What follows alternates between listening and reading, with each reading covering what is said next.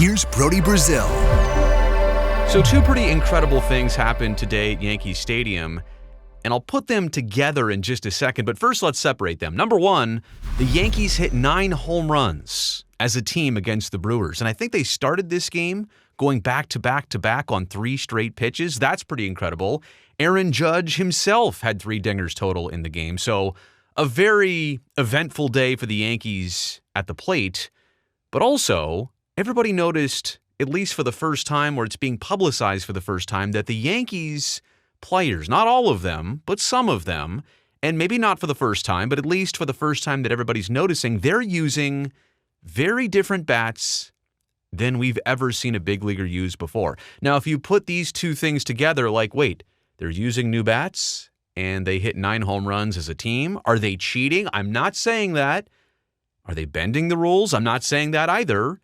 Is there even a rule for what they're doing? I don't know about that. We will explore this entire scenario through the course of this video. Let me first begin with what you probably already understand, what a baseball bat looks like at the major league level. These all, by the way, have to be approved by not only the specific manufacturer like Louisville Slugger and all the other different brands. By the way, Louisville Slugger is not even the primary supplier of bats to Major League Baseball anymore. I should do a different video on that. But you're pretty familiar with what a bat looks like, and most specifically, the tapering of the bat. Kind of thin here on the handle, gets a little bit wider on the barrel, kind of stays that length, and then it has the cup.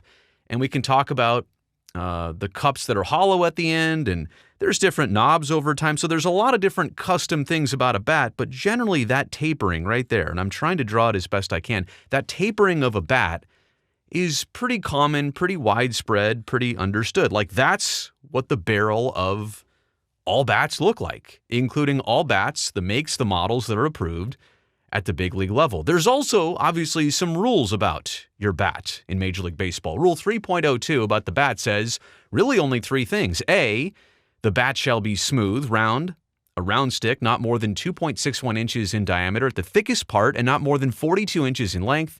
The bat shall be one piece of solid wood. Okay, obviously, it doesn't talk about the tapering, just basically the overall width and length of the bat. No laminated or experimental bat shall be used in a professional game, either championship season, regular season, or exhibition games until the manufacturer has secured approval from Major League Baseball of his design and methods of manufacture, right? So baseball needs to be up to speed. You can't sneak a bat into a game and say, well, this is what I'm using. No, it all has to be pre-approved. B, cupped bats. I talked about the cup and the top of the bat there. An indentation in the end of the bat up to 1¼ inches in depth is permitted and may be no wider than 2 inches and no less than 1 inch in diameter. The indentation must be curved with no foreign substance added. Again, that's in the cup of the bat. Then C, the bat handle, for not more than 18 inches from its end, may be covered or treated with any material or substance to improve the grip, right? You want to put a little, is it alligator skin or alligator tape on there, whatever you want. Any such material or substance that extends past the 18-inch limitation shall cause the bat to be removed from the game. And if you want more on that, go ask George Brett about the infamous pine tar situation. In fact, that was at Yankee Stadium when he was playing for the Royals. Note, if the umpire discovers that the bat does not conform to C above, until a time during or after which the bat has been used in play, it shall not be grounds for declaring the batter out or ejected from the game. But again, we rarely ever run into this scenario. It's been a long time since anybody had cork in their bat or anything of that nature. And so it brings us to today and Yankee Stadium and Jazz Chisholm using a bat that the Yankees broadcast is having no reservations about, just showing us the different angle and the replay and the tight shot here to really see that that bat comes out to a barrel and then kind of gets thinner again. I mean, that is a much different looking taper of a bat than you've ever seen before at the major league level. I mean, just this part right here looks abnormal, looks different. Now, does that break a rule? From what we understand, like the barrel width is probably conforming. There is no hollowed cup here at the very end of the bat. I'm sure the length of the bat is not a problem. So it's really just this part right here, from basically label to barrel to the end of the bat, it looks a lot different. And Jazz Chisholm is not the only player with this.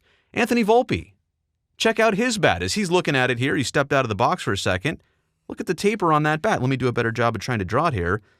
It comes out, it's thicker here, right, on the barrel, and a little bit on the label, but by the end of the bat, it gets a lot thinner up there. So the Yankees have clearly got their own bats that I don't know if anybody else is using these. Now we're going to have to pay attention. Again, I don't know how long they've been doing this. I don't know how many Yankees players have bats like this. I don't know who else around the league has this. But now that I've been tipped off to it, right now I'm paying attention. Here's what Michael Kay said on the Yankees broadcast. The Yankees in their front office, they moved a lot of the wood into the label so that the harder part of the bat is actually going to strike the ball. Basically, more dense wood, a more thicker part of the bat where you expect the bat to strike the ball. It's simple, right? It shouldn't be that hard, and we haven't had this type of advancement in Major League bats or any bats in a long time. Again, the bat has really never changed. Yeah, you can cup out the end and you can change the knob on the bottom and the grip. You can mess around with some things, but largely, baseball bats aren't like golf clubs. The technology isn't constantly evolving. We've kind of been stuck on a certain baseball bat for a very long time, but Michael Kay had no reservations in admitting that the Yankees front office, they looked at this, they intentionally asked for different bats, and now their players are using them. So it brings me to a lot of different takeaways here, and most of this is just assumption here. I'm assuming, number one, that these Yankees bats don't break any of the rules. Like, I'm assuming that these bats, the manufacturer, the makes, the models, I'm assuming that was all approved. Like, you don't bust these out on a Saturday, the first Saturday of the season, hit 9 homers as a team, and then, check out your bats. You couldn't use those. That just doesn't happen, right? At the major league level, and especially with the New York Yankees, that can't be, right? So I'm assuming that this is legal. I'm assuming this was approved. Now, I also didn't watch the entire Yankee game. I'm guilty of that, so I don't know how many players were using a different bat like this. As I look at the bat Aaron Judge used, and I'll show it to you one more time in just a second, his bat still looks normal. It has a smaller handle. It tapers out to a wider barrel. It stays that same length all the way to the end. So I don't know how many Yankees players are using this different bat. I don't know how many others across the league are right now. I also am assuming that they didn't just start using these bats today. I'm assuming that Chisholm and Volpe were using these bats, and whoever else is using them, they probably were using them all spring training long, and nobody just either noticed or had the same attention as, when the team hits 9 homers in a game. That'll certainly put a lot of focus on, well, what happened today? I'm also assuming, right, because I'm talking about this, you're wondering about this, like literally right now, there's no more secrets in baseball. Every team just saw this happen.